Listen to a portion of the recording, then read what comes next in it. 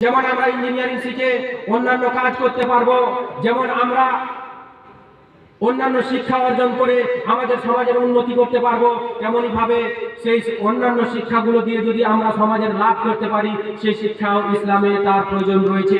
তার কারণ হচ্ছে যে ইসলাম শুধু নামাজ এবং রোজার নাম না, ইসলাম শুধু মসজিদে এসে আল্লাহু আল্লাহু করার নাম না।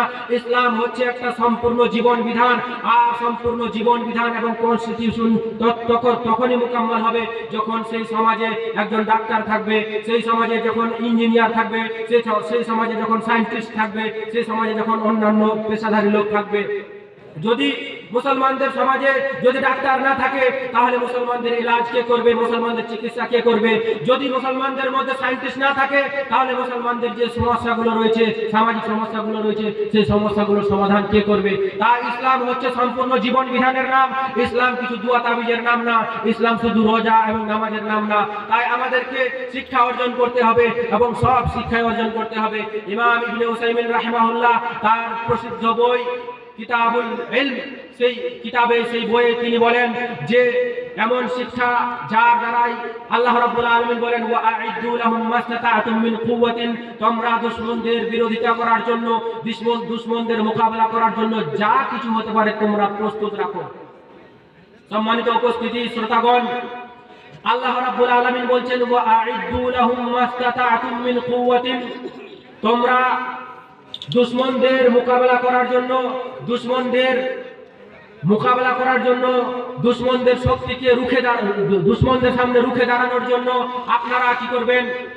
যত সমস্ত শক্তি প্রয়োজন রয়েছে সব শক্তি নিয়ে তোমরা প্রস্তুত থাকবে।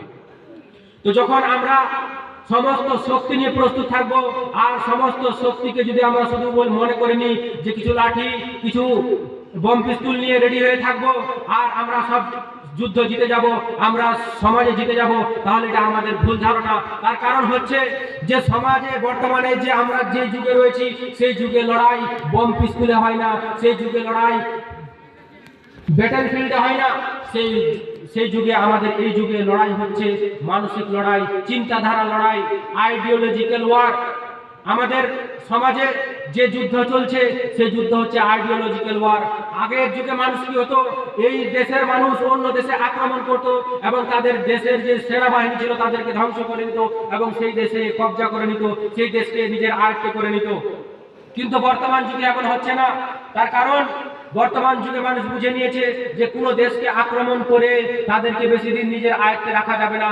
একদিন না একদিন এমন আসবে যে তারা আমাদের বিরোধিতা করার জন্য রুখে দাঁড়াবে।